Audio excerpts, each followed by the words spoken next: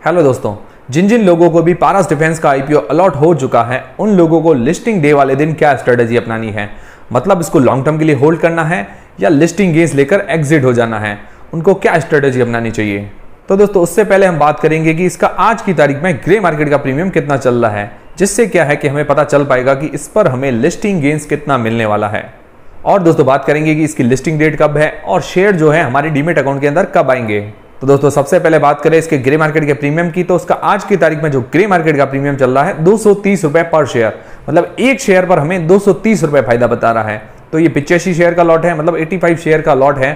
तो 230 × 85 करते हैं तो लगभग 19,550 रुपए हमें आज की तारीख में फायदा बता रहा है। दोस्तों इसका ग्रे मार्केट का प्रीमियम है 200 से लेकर 250 रुपए के बीच में लगातार अप एंड डाउन चल रहे हैं। दोस्तों अगर इसका लिस्टिंग गेंस देखें तो बहुत ही जबरदस्त चल रहा है और इसका ग्रे मार्केट का प्रीमियम भी बहुत ही जबरदस्त चल रहा है। और मुझे उम्मीद है कि लिस्टिंग होने तक इतना इसका ग्रे मार्केट का प्रीमियम बरकरार रहना चाहिए। तो दोस्तों इसकी लिस्टिंग डेट कब है? इसकी लिस्टिंग डेट है 1 अक्टूबर को। 1 अक्टूबर को शेयर मार्केट के अंदर ये लिस्ट हो जाएगा। दोस्तों लिस्टिंग होने से पहले 1 घंटा पहले मेरा वीडियो आ जाएगा, उसमें आपको मैं बताऊंगा कि इसकी लिस्टिंग प्राइस क्या हो सकती है, उस दिन इसका ग्रे मार्केट का प्रीमियम क्या हो सकता है, जिससे क्या है कि आपको थोड़ी बहुत हेल्प हो जाएगी। और दोस्तों जिन जिन लोगों को अलॉट नहीं हुआ है वो लोग लिस्टिंग वाले दिन ट्रेडिंग भी करना चाहते हैं तो उससे भी उनको हेल्प हो जाएगी। तो दोस्तों इसकी लिस्टिंग डेट है 1 अक्टूबर को और ये शेयर जो हमारे डीमेट अकाउंट के अंदर आएंगे उससे एक दिन पहले, मतलब 30 सितंबर को शेयर जो है हमारे डीमेट अकाउंट के अंदर आ जाएंगे। और दोस्तों सबका रिफंड आज तक आ गया होगा, अगर आज रिफंड सबके नहीं आए हैं तो कल तक सबके रिफंड आ जाएंगे। तो दोस्तों अगर हमें इतना लिस्टिंग गेंस देखने को मिलता है, मतलब 19 से लेकर 20,000 रुपए के बीच में इतना जबरदस्त लिस्टिंग गेंस देखने को मिलता है, तो सबसे पहले तो मैं यही करूंगा, मतलब हमें हमारे जो पैसे हैं हमने 14 से 15,000 रुपए लगाए हैं, 14,875 रुपए, अगर वो डबल भी हो जाते हैं, मतलब डबल से ज्यादा हो रहे हैं हमारे पैसे, तो मेरी तो एक ही सलाह होगी कि जो जितना भी प्रॉफिट है वो बुक करके एग्जिट हो जाना। मतलब इतना जबरदस्त लिस्टिंग गेंस है, मतलब 2 गुना से भी ज्यादा हमें लिस्टिंग गेंस मिल रहा है, तो प्रॉफिट बुक करके एग्जिट हो जाना चाहिए। और जो शॉर्ट टर्म इन्वेस्टर्स हैं जिन्होंने सिर्फ लिस्टिंग गेंस के लिए अप्लाई किया है उनके लिए तो बहुत ही जबरदस्त मौका है और उनके पैसे मतलब डबल हो रहे हैं, दुगने से भी ज़्यादा हो रहे हैं। तो जितने भी हमें प्रॉफिट मिल रहा है वो बुक करके एग्जिट हो जाना चाहिए, क्योंकि इतना प्रॉफिट भी खूब होता है। फिर चाहे ये शेयर चढ़े या घटे उससे हमें कोई मतलब नहीं है, हमने तो अपना प्रॉफिट ले लिया, तो प्रॉफिट बुक करके एग्जिट हो जाना चाहिए, ये सबसे बढ़िया सलाह रहेगी। फिर दोस्तों वो लोग आते हैं जो लॉन्ग टर्म के लिए कुछ होल्डिंग्स चाहते हैं, मतलब वो इस शेयर को लॉन्ग टर्म के लिए होल्ड करना चाहते हैं। हालांकि ये शेयर बहुत ही अच्छा है लॉन्ग टर्म के लिए, तो वो लोग जो होल्ड करना चाहते हैं उनको क्या करना चाहिए, मतलब जो अपना थोड़ा बहुत अमाउंट भी फ्री करना चाहते हैं और कुछ होल्डिंग्स भी चाहते हैं, तो मतलब हमें लगभग इतना लिस्टिंग गेंस देखने को मिल जाता है। मतलब ये 14,875 रुपए में हमें एक लॉट पड़ गया है और उसके बाद हमें एक लॉट पर लगभग हम मान लेते हैं कि 20,000 रुपए का लिस्टिंग गेंस मिल जाता है। हम अंदाजन ये मान लेते हैं कि जो हमारे 15,000 रुपए लगाए उसका जो टोटल अब अमाउंट हो गया है 35,000 रुपए। तो अब हमें क्या करना चाहिए? पहली तो दोस्तों ये है कि जो लॉन्ग टर्म के लिए होल्डिंग्स चाहते हैं उनको ये करना चाहिए, अगर वो ज़्यादा होल्डिंग चाहते हैं और अपना अमाउंट भी फ्री करना चाहते हैं तो अपना जो बेसिक अमाउंट है 15,000 रुपये वो निकाल लें। उसके बाद जो 20,000 रुपये के शेयर हैं वो अपनी होल्डिंग्स के अंदर रख सकते हैं, ये जिससे क्या है कि उनको बढ़िया होल्डिंग्स भी मिल जाएगी और जो इनका बेसिक अमाउंट है वो भी निकल जाएगा।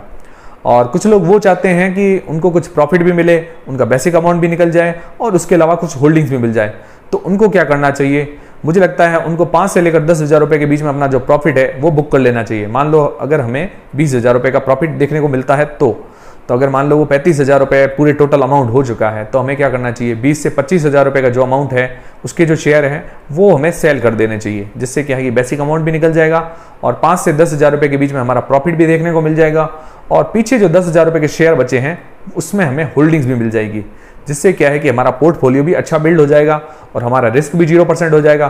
फिर चाहे वो घटे या बढ़े, अगर बढ़ेगा तो और फायदा होगा। हालांकि ये शेयर लॉन्ग टर्म में देखा जाए तो घटेगा नहीं, बढ़ेगा ही आगे, पर ये जो शॉर्ट टर्म के हिसाब से देखें तो उसमें अप एंड डाउन ज़्यादा बहुत देखने को मिल सकते हैं। तो दोस्तों आप शॉर्ट टर्म और लॉन्ग टर्म दोनों के लिए भी समझ गए होंगे कि आपको क्या स्ट्रेटेजी अपनानी है।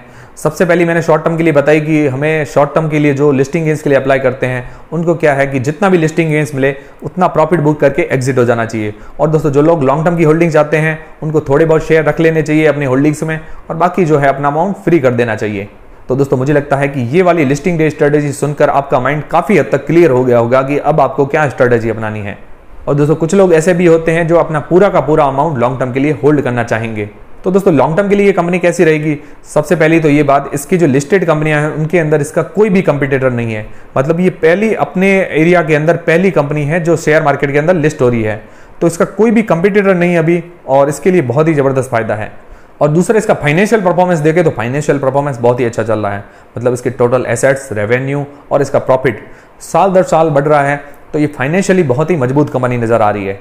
और बात करें इसके बोरोइंग्स मतलब उधारी की, तो लगभग ये ऋण मुक्त कंपनी है और बाकी इस पर थोड़ी बहुत जो उधारी होगी ये आईपीओ जारी करने के बाद इसकी जो थोड़ी बहुत उधारी है वो भी चुका देंगे। उसके बाद जो पैसे बचते हैं कंपनी के जो एक्सपेंशन के लिए खर्च होंगे। और इसके रिटर्न ऑन नेटवर्थ की बात करें तो 11.94% है इसका रिटर्न ऑन नेटवर्थ। हालांकि 15% से कम है इसका रिटर्न ऑन नेटवर्थ, पर धीरे धीरे जब ये आईपीओ लाएगी, अब अपना एक्सपेंशन करेगी, इसके बाद इसका रिटर्न ऑन नेटवर्थ भी बढ़ेगा। और इसका आईपीओ का इश्यू साइज भी छोटा था, तो उस हिसाब से देखा जाए तो ये बहुत ही छोटी कंपनी है, पर इसका रिटर्न ऑन नेटवर्थ धीरे धीरे बढ़ जाएगा। और बात करें इसके पीई रेशियो की, तो इसका पीई रेशियो चल रहा है 43.27 का। तो पीई रेशियो वाइज देखें तो ये कंपनी फुल्ली प्राइस्ड है। और दोस्तों बात करें ये जो कंपनी प्रोडक्ट बनाती है डिफेंस के लिए, एरोस्पेस के लिए, तो इंडियन गवर्नमेंट जो है आगे आने वाले टाइम में डिफेंस सेक्टर के अंदर, एरोस्पेस के अंदर काफ़ी ज़्यादा पैसे खर्च करने वाली है। तो इस कंपनी को डायरेक्टली और इनडायरेक्टली फायदा ही होने वाला है, क्योंकि ये काफ़ी ज़्यादा जो इंजीनियरिंग कंपोनेंट्स हैं वो सप्लाई करती है डिफेंस सेक्टर में, एरोस्पेस सेक्टर में, और इसके अलावा नेवल सेक्टर के अंदर भी और भी काफ़ी सारी कंपनियां हैं, उनको ये अपना माल सप्लाई करती है। मैंने इसका फुल रिव्यू वाला वीडियो भी डाला था, उसके अंदर मैंने इसके पूरे प्रोडक्ट्स वगैरह बताए थे कि ये कंपनी क्या मैन्युफैक्चरिंग करती है। तो दोस्तों इस कंपनी का फ्यूचर तो बहुत ही ज़बरदस्त नज़र आ रहा है, और इसके अलावा जो इसकी लिस्टेड कंपनियां हैं उसके अंदर इसका कोई भी कंपटीटर नहीं है। तो ये अकेली कंपनी है, तो इसके लिए और भी फायदा हो सकता है। और दोस्तों एक और बात, एक IRCTC शेयर था, आपने नाम सुना होगा। IRCTC शेयर जब रिलीज हुआ था तो उसकी भी लिस्टिंग बहुत ही ज़बरदस्त देखने को मिली थी। लगभग 300 सवा 300 के आसपास उसकी शेयर प्राइस थी, और ये शेयर 700 से ज़्यादा प्राइस के अंदर लिस्ट हुआ था। और आज IRCTC के शेयर की जो प्राइस है 3800 के आसपास, तो उस शेयर की लिस्टिंग भी हमें जबरदस्त देखने को मिली थी। और IRCTC कंपनी अपने एरिया में अकेली कंपनी थी, तो उसके पास भी कोई कंपटीटर नहीं थे, और पारस डिफेंस के पास भी कोई कंपटीटर नहीं है। और इसके अलावा पारस डिफेंस का आईपीओ का ग्रे मार्केट का प्रीमियम भी जबरदस्त चल रहा है, और आने वाले टाइम में डिफेंस और स्पेस सेक्टर के अंदर भी गवर्नमेंट बहुत ज़्यादा पैसा खर्च करने वाली है। तो अगर आप इसको लॉन्ग टर्म के हिसाब से भी रखते हैं तो भी आपको ये ज़बरदस्त फायदा दे सकता है। हालांकि हमें शॉर्ट टर्म के अंदर थोड़े बहुत अप्स एंड डाउन्स देखने को मिल सकते हैं, पर ओवरऑल लॉन्ग टर्म के हिसाब से देखें, मतलब 3 से लेकर 5 साल के बीच में देखें, तो ये कंपनी बहुत ही ज़बरदस्त साबित हो सकती है। और बाकी मैंने आपको बताया कि अगर मैं 2 से 2.5 गुना के बीच में इतना लिस्टिंग गेंस देखने को मिल जाता है, तो इतना लिस्टिंग गेंस काफ़ी है। अगर दोस्तों मुझे ये आईपीओ अलॉट हो जाता तो मैं ज़्यादा से ज़्यादा शेयर सेल कर देता। मतलब जो मैंने 15,000 रुपये लगाए उसकी वैल्यू अगर 35,000 रुपये हो जाती तो मैं 30,000 रुपये तक के सारे शेयर सेल कर देता, और लॉन्ग टर्म के लिए सिर्फ मैं 5,000 रुपये के शेयर रखता, और बाकी जो मेरा अमाउंट है वो मैं दूसरे शेयर के लिए यूज़ कर लेता। तो इस तरह से मुझे इसकी लॉन्ग टर्म के लिए होल्डिंग भी मिल जाती, और मुझे प्रॉफिट भी मिल जाता, और मेरा बेसिक अमाउंट भी फ्री हो जाता। तो दोस्तों आप लोग क्या स्ट्रेटेजी अपनाने वाले हैं? मुझे लगता है ये वीडियो देखने के बाद आप लोगों के माइंड में स्ट्रेटेजी क्लियर हो गई होगी कि आप लोगों को क्या स्ट्रेटेजी अपनानी है। और दोस्तों इस शेयर को T2T सेगमेंट के अंदर रखा जाएगा, मतलब इस पर इंट्राडे वगैरह बैन होंगे, क्योंकि थोड़ा बहुत इसका इश्यू साइज छोटा है। तो मुझे लगता है इस पर इंट्राडे बैन होंगे, सिर्फ इक्विटी डिलीवरी के अंदर हम इस शेयर के अंदर ट्रेड कर सकते हैं। तो दोस्तों लिस्टिंग डे स्ट्रेटेजी पर हमारा वीडियो अगर आपको पसंद आए तो वीडियो को लाइक जरूर करें, और दोस्तों चैनल को सब्सक्राइब कर लें। मिलते हैं दोस्तों नेक्स्ट वीडियोस के अंदर।